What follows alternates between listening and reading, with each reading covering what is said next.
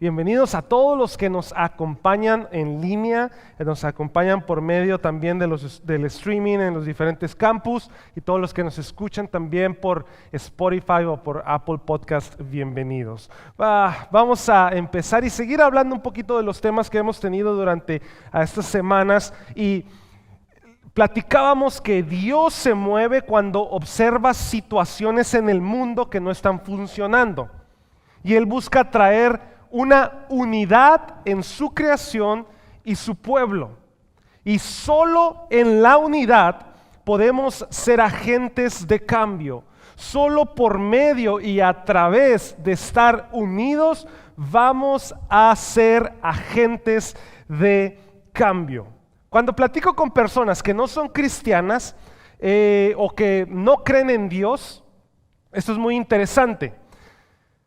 Me he dado cuenta de que en sus mayores críticas o en sus mayores dudas está la ausencia de Dios. Y me hacen esta pregunta: ¿por qué Dios, siendo tan bueno, permite que pasen cosas malas? No sé si de pronto a usted le han hecho esa pregunta. ¿Por qué Dios, siendo tan bueno, no interviene y arregla este mundo que está cada vez más alborotado y más deshecho? Y me lo han preguntado a mí como pastor. Y aunque es una pregunta muy astuta, no voy a decir que es inteligente, es una pregunta astuta, la respuesta es más sencilla de lo que creemos. La respuesta a eso es que la iglesia es la intervención de Dios a este mundo de oscuridad.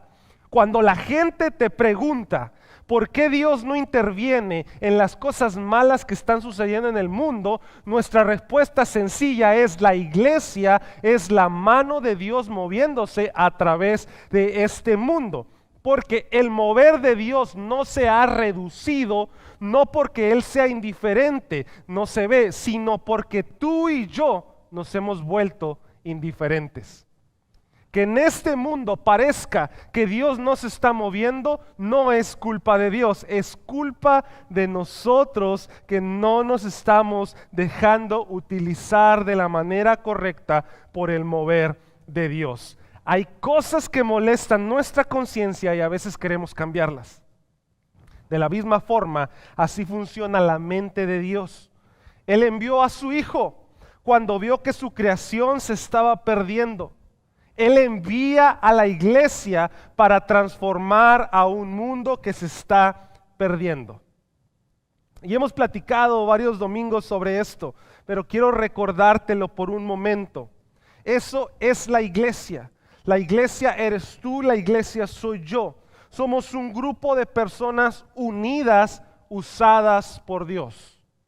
¿Puedes levantar tu mano un momento y decir: yo soy la iglesia y soy usado por Dios?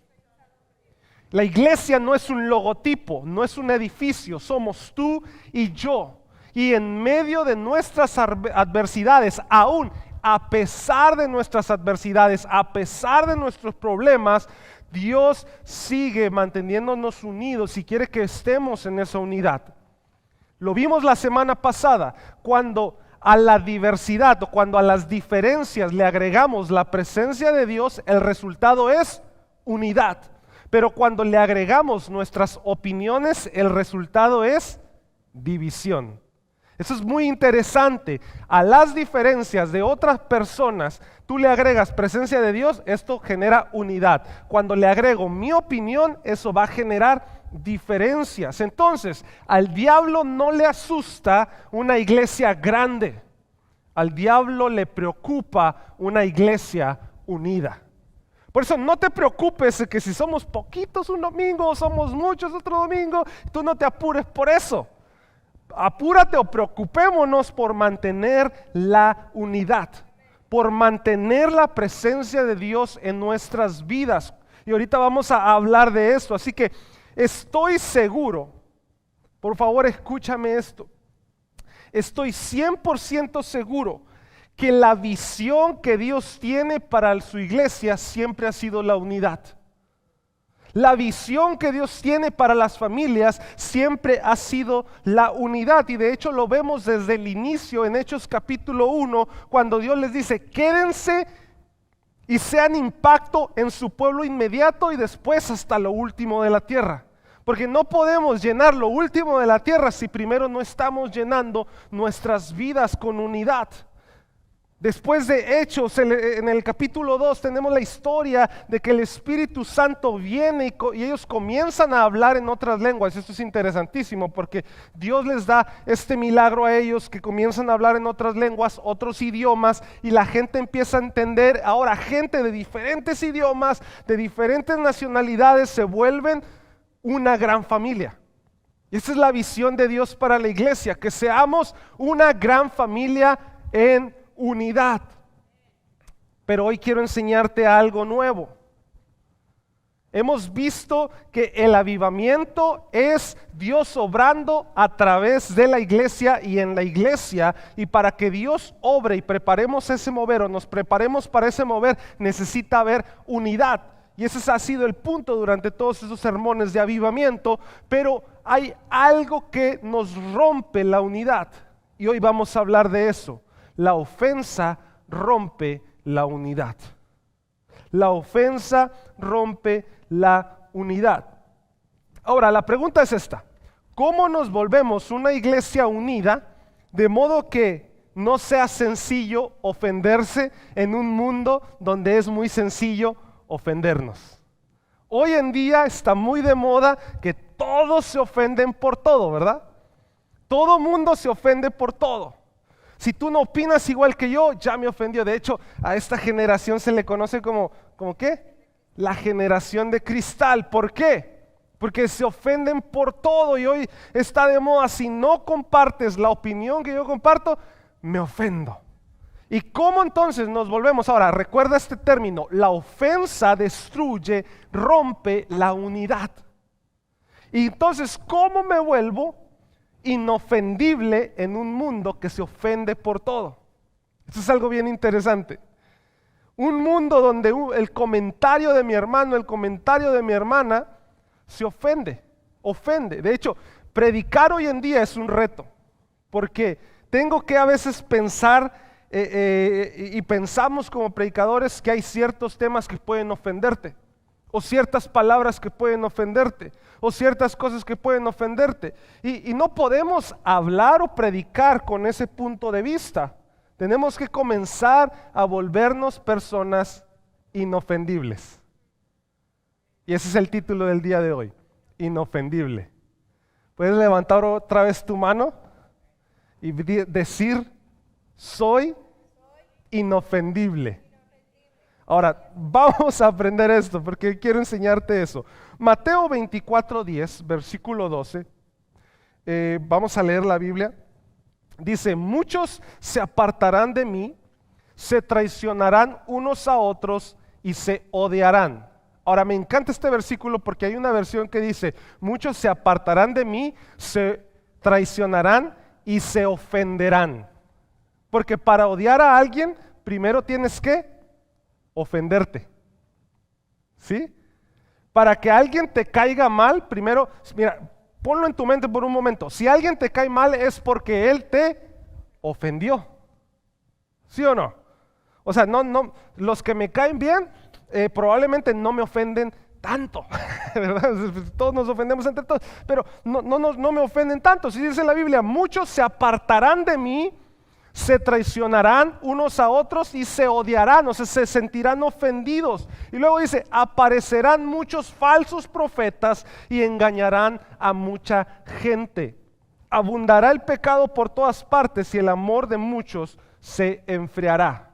Entonces, nota esto: para odiar a alguien, primero tiene que ofenderme ese alguien. ¿Y cómo llegamos a esto? En un momento de ofensa, de dolor, buscamos siempre quien valide nuestra ofensa. Ahora, me encanta este versículo porque quiero que lo notes y apúntalo: Mateo 24, 10, 12, porque a veces lo tenemos como: van a venir falsos profetas, y a veces pensamos que un falso profeta es quien se para acá, o lo tenemos como alguien religioso, ¿no? Como una imagen religiosa. Pero sabes, cuando te apartas de la voluntad de Dios, comienzas a ofenderte y ofender a los demás. Y lo que va a suceder es que van a venir falsos profetas a tu vida. ¿Quién es un falso profeta? Acuérdate, el trabajo del profeta era hablar lo que recibía de Dios y comunicarlo. Hay gente que te está comunicando un mensaje negativo, un mensaje que no te vuelve a acercar a Dios y valida tu ofensa y dices, ok, fíjate esto. Un falso profeta en tu vida puede ser aquella persona que dice, no, sí cierto, te ofendieron. No, sí cierto, te dijeron esto. No, sí cierto. Y a veces no lo vemos de esa manera. A veces pensamos que un falso profeta va a venir el anticristo y va a venir acá. No, a veces estamos escuchando a falsos profetas en nuestras vidas que nos están alejando más de Dios. Y ese falso profeta no tiene la etiqueta de falso profeta. Tiene la etiqueta de otro amigo ofendido. Eso es bien interesante. Porque hoy con las redes sociales tenemos muchos falsos profetas y no necesariamente que hablen de religión o que hablen de adorar a otro Dios o que hablen simplemente de seguir manteniendo una mentalidad de ofensa, de ofendido, una mentalidad de victimismo. Y recuerda, la ofensa rompe la unidad. La ofensa rompe la unidad. En tus relaciones personales. Quitemos la iglesia de un lado, porque a veces nos ponemos religiosos. La ofensa o mantenerme ofendido, sentirme ofendido en el matrimonio va a romper la unidad. Y hay falsos profetas que se están metiendo en tu relación matrimonial diciéndote, sí tienes razón. No debería hacer eso. Claro, hay situaciones independientes, pero estoy hablando de mantenernos ofendidos.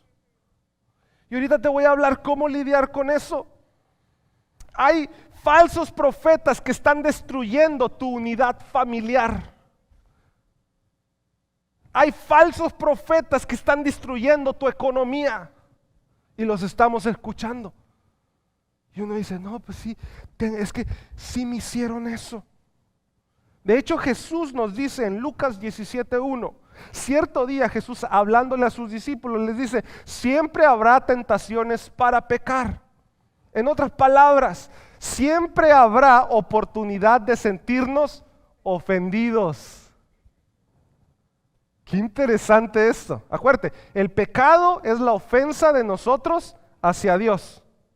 Pero Jesús dice, siempre va a haber oportunidad de pecar, o sea, de sentirnos ofendidos. Ahora, esto es importante porque siempre va a haber oportunidad de ofender y de sentirnos ofendidos.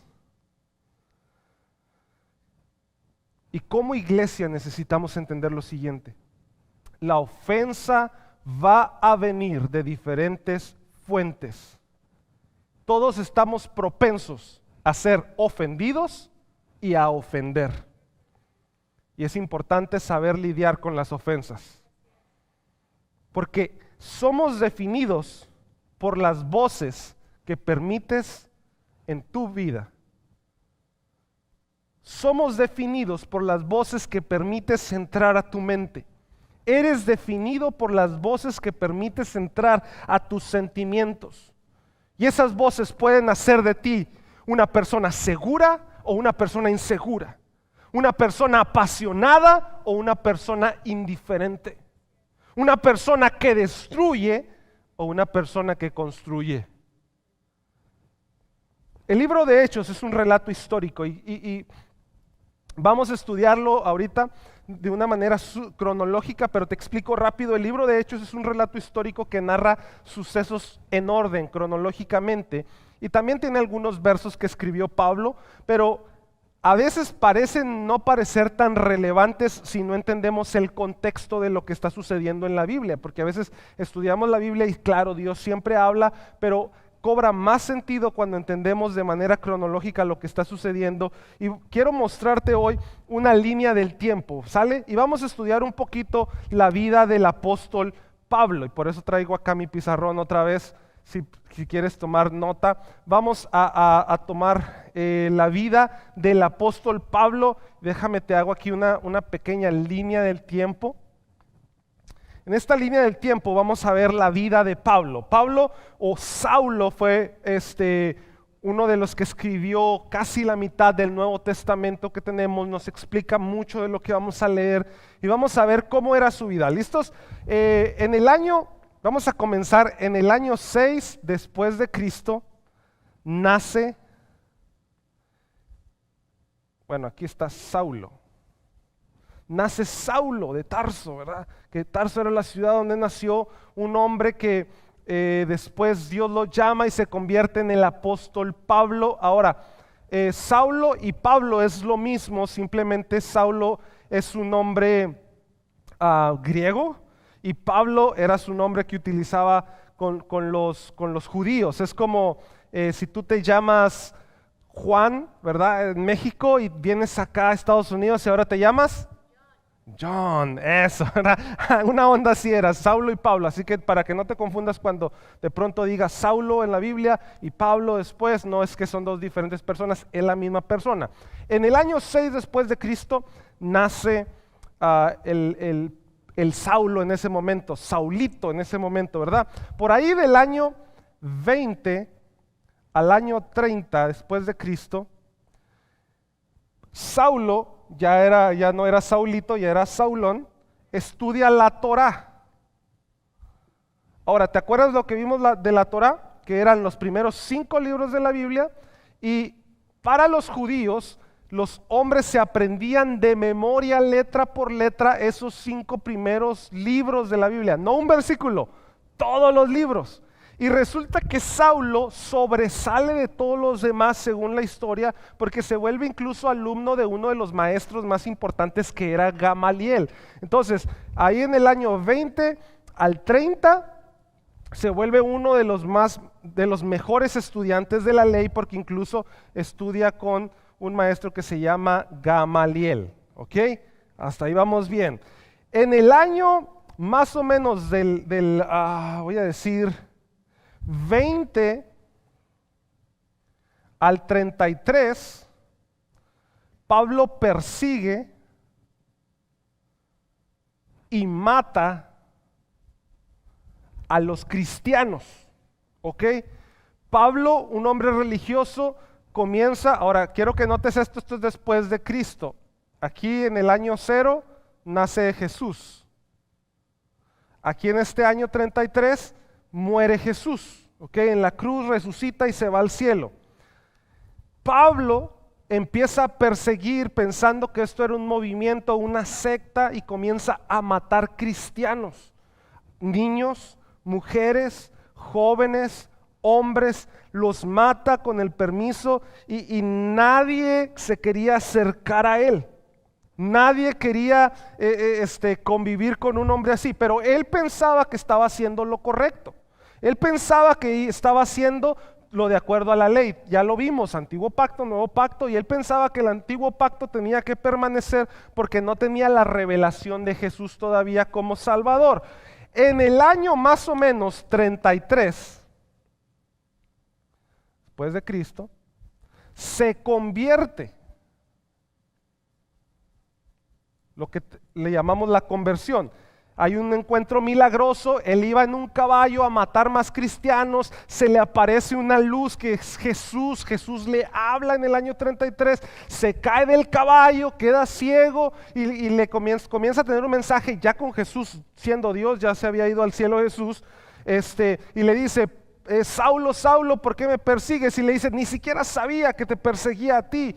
Y claro, estás persiguiendo a la iglesia, y la iglesia soy yo, el cuerpo de Cristo, somos nosotros. Él perseguía a la iglesia, no un edificio, no un logo, no una institución, él perseguía personas. Y Jesús le dice, estás persiguiendo a la iglesia, estás persiguiendo mi cuerpo, ¿por qué lo estás haciendo? Entonces se convierte.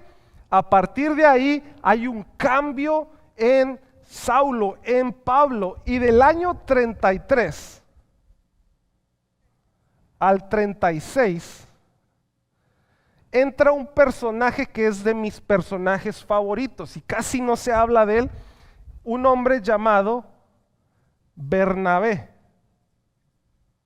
que fue quien lo mentoreó, ahora sí que fue su coach, fue su maestro, le explicó cómo era el cristianismo, le explicó cómo era creer en Jesús, le explicó las enseñanzas de Jesús. Ahora, sin un Bernabé no hubiera habido un Pablo, y esto me encanta, porque le invirtió un montón de años y nosotros festejamos más al Pablo que al Bernabé, pero por eso es de mis personajes favoritos en la Biblia, pero seguimos. Entonces, Bernabé se preocupa por Pablo, cuando nadie creía en él. Ahora, si alguien hubiera matado a alguno de tus familiares y luego se convierte a Cristo en ese tiempo, yo no lo hubiera discipulado, yo no hubiera pasado tiempo con él.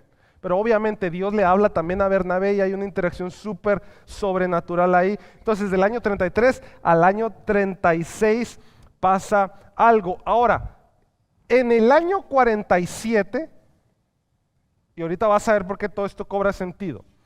En el año más o menos 47 al 48, tienen su primer viaje misionero. Todo este tiempo Pablo estuvo aprendiendo, conviviendo con los apóstoles, estudiando la palabra de Dios, buscando de Jesús, transformando su vida. Y entonces en el año más o menos del 47 al 48 después de Cristo, está el primer viaje misionero. ¿Qué es esto? Ir a predicar a otro lugar. Ir a predicar a otras ciudades donde aún no conocían la palabra de Jesús por primera vez. Ir a establecer nuevas iglesias. Ahora, en estos viajes misioneros la cosa se comienza a poner difícil, se comienza a poner complicada, porque imagínate, si donde nació el cristianismo los perseguían y los mataban, imagínate en las ciudades donde nunca hubo cristianismo. La gente se oponía, las cosas se ponían difíciles. Entonces, en este primer viaje misionero, trajeron a un hombre que se llamaba Juan Marcos. ¿Ok? ¿Sí me está siguiendo acá en la novela? ¿Todos? ¿No los estoy perdiendo? Ok, tenemos a Pablo, Bernabé y ahora tenemos a Juan Marcos. ¿Ok? John Mark, para que... Entonces resulta, Juan Marcos era familiar del Bernabé. ¿Ok? Era primo de Bernabé. Entonces tengo aquí en el primer viaje a Juan Marcos, el primo, vamos a ponerle el primo, ¿verdad? Porque somos somos de Monterrey y de allá de Michoacán, ¿verdad? ¿Qué onda, primo? ¿Cómo está? Entonces el primo Juan Marcos, ¿ok? Luego tenemos al Berna, el tío, vamos a ponerle el tío. Y luego tenemos a Pablo, ¿ok? En el primer viaje misionero empiezan a viajar, las cosas se empiezan a poner duras, se empieza a poner difícil todo. ¿Y qué pasa? Resulta que el primo, el Juan Marcos, se va. Dice, ¿saben qué? Esto no es para mí. Yo pensé que iba a estar más fácil. Yo mejor me regreso a la oficina allá con el pastor, allá donde está el Pedro. Allá está mejor la cosa, ¿verdad? Allá tienen aire acondicionado, aquí está muy difícil y como que esto se está poniendo color de hormiga y los abandona al tío y a Pablo. Y luego le dice Pablo, oye, pero ¿por qué te vas? Acá te necesitamos. Imagínate, primer viaje misionero, necesitabas toda la ayuda posible, como cuando plantamos iglesias, necesitas toda la ayuda posible y se pone difícil la cosa y se va. Y comienzan aparte a surgir más necesidades, más dificultades. ¿No te ha abandonado alguien cuando más difícil se pone la cosa? Y luego, ¿qué dices tú? Oye, ¿cómo me hubiera ayudado la ayuda de esta persona en este momento? ¿Cómo hubiera necesitado que me ayudara? Pero este infeliz se largó. Se fue y me dejó aquí tirado. Eso es bien interesante. Ahora, en el año 50 sucede algo interesante. En el año 50. Aquí hay el segundo viaje misionero. Y aquí es donde la novela se pone más interesante, ¿ok? ¿Listos? En el segundo viaje misionero se nos narra en Hechos capítulo 15.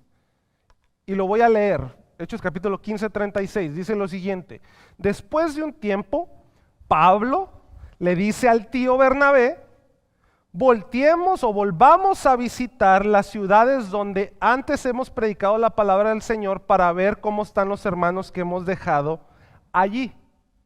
Que Pablo tiene la idea, dice, vamos a visitar un segundo viaje misionero en donde ya plantamos iglesias. Y luego el tío Bernabé quería, dice la Biblia, quería llevar con ellos, ¿a quién creen? A Juan Marcos. Pero Pablo se opuso rotundamente porque Juan Marcos los había abandonado. Que dijo, no se arma, no lo voy a llevar.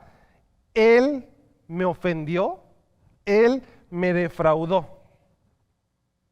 No cuento con él, ya me falló. Y su desacuerdo fue, mira esto, y su desacuerdo fue tan fuerte que se separaron. Bernabé, el mentor, se separa de Pablo. Después de haber pasado un montón de años trabajando juntos, se separan. Y me encanta que la Biblia dice, es un desacuerdo tan fuerte que se separan, y Bernabé se lleva a Juan Marcos y navegó hacia Chipre. Se fue para otro lado, el lado contrario de donde se iba a ir Pablo. Porque la ofensa rompe la unidad. La ofensa rompe la unidad. Estos son los héroes de nuestra fe. Estos son los misioneros, los grandes misioneros, los misioneros que hoy tenemos, admiramos. Y sabes que ambos tenían razón. En el año 50, Pablo estaba ofendido.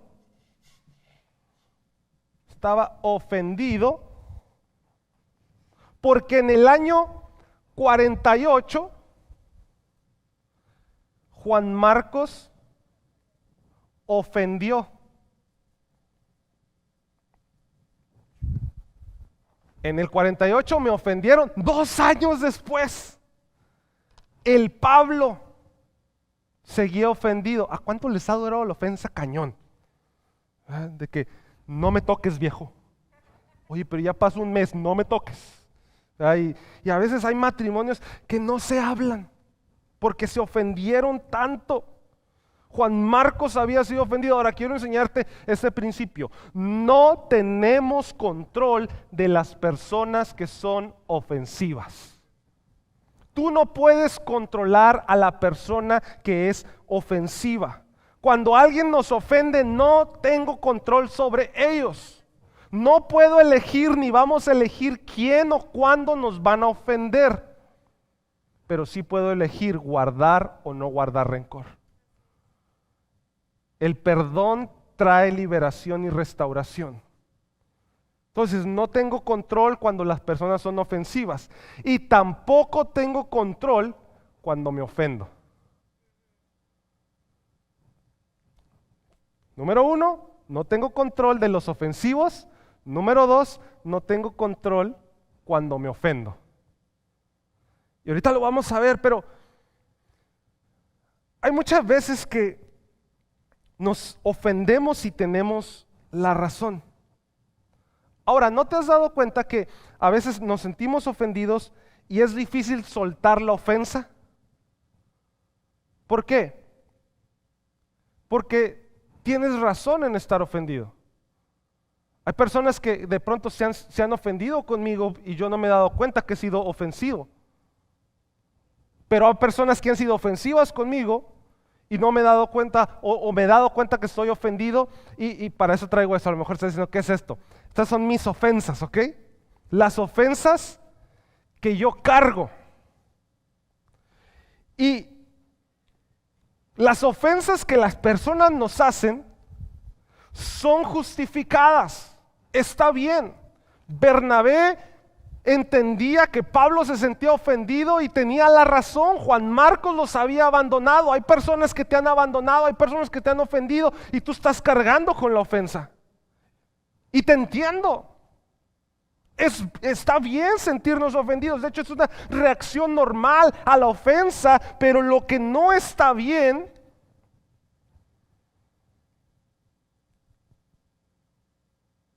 es no soltar la ofensa.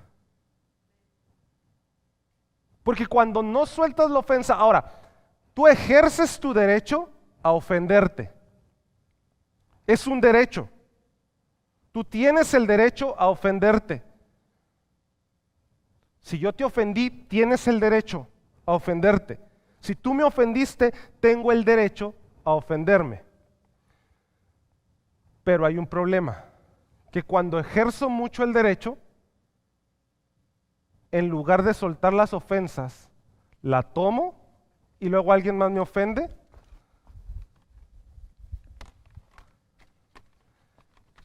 Y no solté la pasada, se me acumula.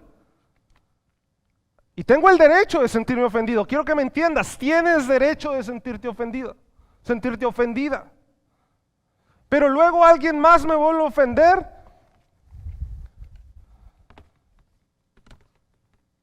Y vuelvo a cargar más ofensa. Y tengo el derecho. Tienes el derecho de sentirte ofendido porque Juan Marcos me ofendió, mi primo me ofendió, el jefe me ofendió, y luego para acabarla de amolar el pastor no sabe hablar. Y me ofendió también. Y ahí voy por la vida caminando con ofensas. Y el problema de acumular ofensas es que lo primero que perdemos es la visión. Y cuando no tienes visión se vuelve mucho más difícil ser un buen padre con tantas ofensas. Se vuelve difícil ser maduro con tantas ofensas. Se vuelve difícil ser un buen administrador porque todo me ofende. Se vuelve difícil ser un buen cristiano porque todo me ofende. Se vuelve difícil simplemente ser un ser humano porque todo lo veo ahora entre ofensas. Y yo te puedo ver, pero te veo entre mis ofensas. Y tengo el derecho, ¿sabes qué? Tienes el derecho de seguir acumulando. Pero lo que no nos hemos dado cuenta, y a veces decimos, no, es que no quiero ser así. Y muchas veces queremos esconder las ofensas. Y las traemos ahí, ¿verdad?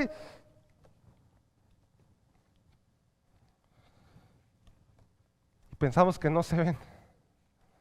Ya las traemos, ¿no? ¿Cómo estás? Bien. Bien. ¿En serio, hermano, hermana, está bien? Sí, pastor, yo estoy bien. Y de pronto, ¡pum!, explota. ¿No te ha tocado a veces que se arregla algún problema y lo dicen, perdóname por favor? Es que y las personas que explotan, ¿verdad? Y ya se arregla todo, te pide perdón en una restauración es que me sentí muy ofendido. No, pues no nos dimos cuenta, si no, porque se estaban ocultando, pensando, y la verdad es que acumulamos tanto por querer guardar el derecho. Entonces, ¿por qué no podemos soltar esas cargas? Porque la primera razón es porque creemos que tenemos el derecho a acumularlas.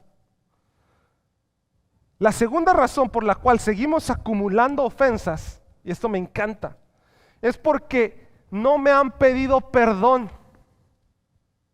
No me pidieron perdón. Pastor, es que me ofendieron y la persona que me lastimó no me ha pedido disculpas.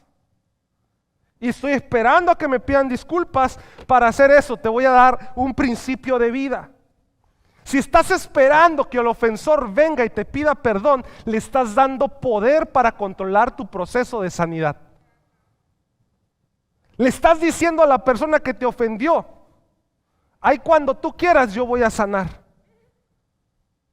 Ay, cuando tú quieras yo voy a ser libre. Y muchos no sanamos porque le estamos otorgando la autoridad a alguien más para dictar cuándo podemos sanar. Y no debes de darle al ofensor ese derecho. Puedes poner barreras, claro, y creer que alejarte de cierta forma puede funcionar, pero sigues ocultando. Eso es solo ocultar. Oh, es que ya me voy a alejar de eso, pero sigues ofendido. Que me tengo que ir de este trabajo, pero ¿sabes qué? Sigues ofendido. que me tengo que ir de esta relación, pero sigues ofendido y a donde llegues te vas a seguir sintiendo ofendido.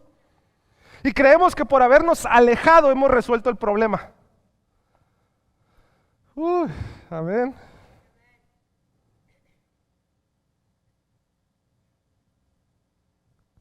Dígale a los que faltaron, de la que te perdiste. Creemos que por habernos alejado hemos resuelto el problema. No esperes a que se disculpen. Tú determina lo que debes de hacer. No puedo seguir cargando con esto porque ¿sabes qué? Tengo muchas cosas que hacer como para andar con esto. Tengo que ser un buen padre como para andar cargando con tanta ofensa. Tengo que ser un buen administrador, un buen esposo como para andar cargando con esas cargas. Tengo que ser un buen amigo como para andar cargando con esa basura. Tengo que ser un buen ser humano para mí mismo como para andar cargando con todas tus ofensas. Y como para darle el poder a alguien más de decidir cuándo yo tengo que sanar. El que no me ha pedido perdón, suéltalo y sana. Está en ti el poder de hacerlo. No esperes que te pidan perdón. Yo perdono porque hay cosas que tengo que hacer. Pablo, que estaba cargando durante años. Imagínate un viaje misionero. Se separa de su mentor. ¿Por qué? Porque, no. El Juan Marcos nos dejó. ¿A poco no te acuerdas, Bernabé? Pues aquí la traigo. 2 años después. Aquí la traigo. Mira, ¿no te acuerdas? ¿No te acuerdas? Pero luego Pablo, en el año 60, nos da la clave para ser inofendibles. Ahora, quiero que notes esto. 13 años después, Pablo nos escribe. O sea que, ¿quién sabe cuántos años el Pablo anduvo enojado y bloqueó al primo? Lo bloqueó de Facebook, de Instagram. No le mandaba textos. Cuando armaban un grupo de WhatsApp para mandar mensajes de familia y miraba a Pablo que estaba Juan Marcos, Pablo se salía del grupo, que estaba ofendido. Y después de 13 años, en Efesios 4:31, Pablo nos da la clave y dice, ya aprendí. Efesios 4:31 dice, líbrense de toda amargura, furia, enojo, palabras ásperas, de toda clase de mala conducta. Por lo contrario, sean amables unos con otros, sean de buen corazón y perdónense unos a otros, tal como Dios los ha perdonado a ustedes por medio de Cristo. Ahora, a lo mejor tú no estás entendiendo este versículo porque lo hemos leído. Pues sí, ¿verdad? Nos dice, no, pues está diciendo qué hacer. Dice, líbrense de la amargura, de la furia, del enojo, de las palabras ásperas, de las calumnias, de toda clase de mala conducta. Líbrense de las ofensas, no estén ofendidos unos con otros. No solo nos dice eso, sino nos dice cómo hacerlo. En el versículo 32 dice, por el contrario, sean amables unos con otros, sean de buen corazón y perdónense tal como Dios los ha perdonado a ustedes por medio de Cristo. Tú no tienes control sobre alguien que te ofende, pero tienes el control si permaneces ofendido o no. Y si quieres llegar a ese lugar de perdón y de sanidad, debes perdonar como Cristo te perdonó. ¿Qué quiere decir esto? Pablo nos dice, si quieres perdonar, yo ya lo entendí, muchachos, 13 años después. Déjenme les ahorro el viaje. Aquí me sentí ofendido. Y para perdonar al que me ofendió, yo tengo que recordar, tengo que volver todo el camino hacia atrás, al camino de Damasco otra vez, donde me convertí por primera vez. ¿Por qué? Porque aquí me perdonaron. Aquí me perdonaron. Y yo perseguía, yo mataba y me perdonaron.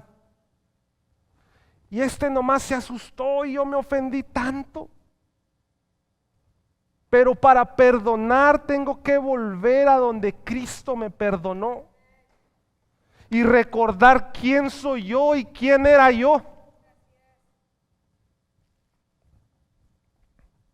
Y luego en el año 62, se me acabó el pizarrón. En el año 62, Pablo escribe lo siguiente en Colosenses 3:13: sean comprensivos con las faltas de los demás y perdonen a todo el que los ofenda. Recuerden que el Señor los perdonó a ustedes, así que ustedes deben perdonar a otros. Sí, regrésate al día cuando te sentías nada y Cristo te levantó. Al día donde tú mirabas tantos errores en ti, Cristo te restauró. Luego en el siguiente capítulo, ahí mismo en Colosenses 4:10, Pablo nos da la muestra de que ya perdonó al primo y lo volvió a agregar al Facebook.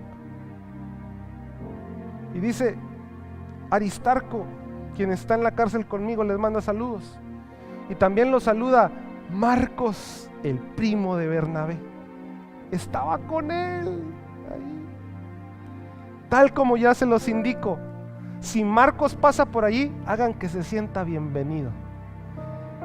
Si estás viendo esto, en un proceso de, quién sabe aquí, en el proceso de 14 años, Pablo va y arregla las cosas.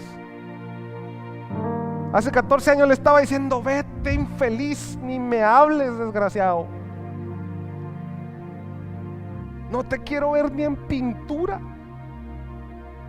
¿Tienes gente así? No te quiero ver ni en pintura. Hasta en la sopa me sales y no te quiero ver. Que me ofendiste. Pero 14 años después le dice a la gente: miren, si lo ven, háganlo sentir bienvenido. Pasó de lárgate de mi lado a háganlo sentir bien, como si fuera yo. Imagínate la madurez. Y en el año 67, bueno, aquí ya se me acabó, pero en el año 67, Pablo escribe su última carta, un año antes de morir, antes de acabar su carrera, según los historiadores. Le escribe a un joven pastor de alrededor de 30 años que mentoreó. Le escribe en el año 67 más o menos a un joven plantador de iglesias llamado Timoteo. Y le escribe lo siguiente: Timoteo, por favor ven lo más pronto posible. Demas me abandonó porque ama las cosas de esta vida. O sea, lo siguieron abandonando. Hubo gente que Pablo confió y lo seguían abandonando. Crescente se fue a Galacia, Tito a Dalmacia, o sea, 3. Solo Lucas está conmigo. Y luego mira lo que le dice a Timoteo: trae a Marcos contigo. Y no solo eso, le dice: porque me será de ayuda en mi ministerio. Primero lo corrió y después dice: lo necesito, me va a ser de ayuda en el ministerio.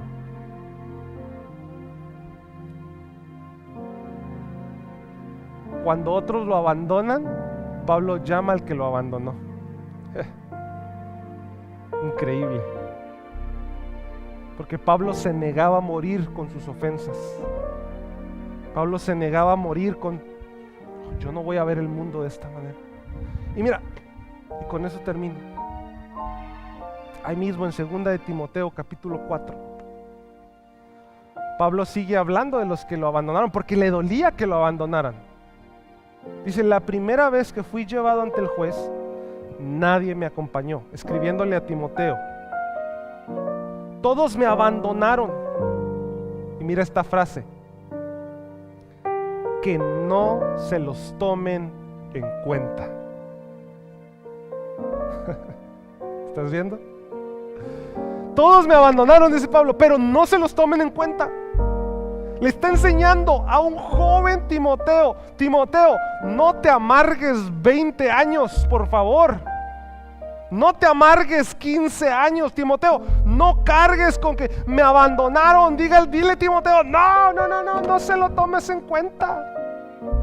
Timoteo, me abandonaron. No se los tomes en cuenta. Porque, Timoteo, te van a abandonar en algún momento de tu vida. Te van a traicionar. No se los tomes en cuenta. Sigue caminando. No tienes tiempo de andar cargando con tanta ofensa. No tienes tiempo de darle poder al que te ofendió, para que sanes, para que cumplas tu propósito en el nombre de Jesús. Lloraba cuando leí este versículo, que estudiaba esto. Temblaba mi corazón, porque dice: la primera vez que fui llevado ante el juez, nadie me acompañó. Todos me abandonaron. Pero no lo tomes en cuenta. No la agarres contra ellos. Y lo dice el verso 17: pero el Señor estuvo a mi lado y me dio fuerzas a fin de que pudiera predicar las buenas noticias a plenitud, para que todos los gentiles la oyeran, y Él me libró de una muerte segura. Él dice: mira, lo que aprendí fue esto, Timoteo. En el año más o menos 48, un peladito llamado Juan Marcos me abandonó, y yo me enojé tanto durante 10 años que no le hablaba y me amargué. Pero 10 años, 13 años después te estoy explicando esto para que tú te ahorres esos 13 años. Yo buscaba en Juan Marcos apoyo, y cuando no lo encontré me ofendí. Pero hoy yo me doy cuenta, acá, 2 Timoteo 4:16, yo me doy cuenta que aunque todos me abandonaron, el Señor estuvo a mi lado y me dio fuerzas. Porque si yo estoy buscando que alguien sea la fuente de mi apoyo, me voy a ofender. Si yo estoy buscando que alguien sea la fuente de mi amor, me van a defraudar. Si yo estoy buscando que alguien sea la fuente de confianza, me van a fallar. Pero si me fallan y ellos no son mi fuente, sino que estoy conectado a la voluntad de Dios, y Dios es la fuente de amor, Dios es mi fuente de confianza, Dios es mi fuente de paz, Dios es mi satisfacción, entonces aunque tú me falles, no te lo voy a tomar en cuenta, porque ya sé que tú no eres la fuente. Es Jesús la fuente, es Dios la fuente, y Él es el que me fortalece para cumplir mi propósito. Perdóname que me emocione, pero a veces estamos tan ocupados en que me ofendió mi esposa, en que me ofendió en que me ofendió mi mamá, me ofendió mi papá, me ofendió mi hermano, me ofendió el compadre, y traigo tantas cosas acumuladas. Tu esposo no es la fuente de amor, es Jesús la fuente de amor. Porque si tú estás buscando en tu pareja la felicidad, te va a defraudar y te vas a ofender. El dinero no es la fuente de la felicidad. El trabajo no es la fuente de la felicidad. Jesucristo es la fuente de felicidad en tu corazón. Y todo va a prosperar cuando tú te conectes a la fuente. Todo lo demás va a fluir. Pero no podemos seguir ofendidos, perdiendo tiempo. Ser inofendibles no significa que no seremos heridos o afectados por las acciones de los demás, sino que elegimos no permitir que estas ofensas nos definan o nos mantengan en un estado de amargura o de resentimiento. La clave está en buscar el perdón, como Cristo nos perdonó a nosotros. Vuelve hoy a ese día. Vuelve hoy a ese día. Ponte de pie.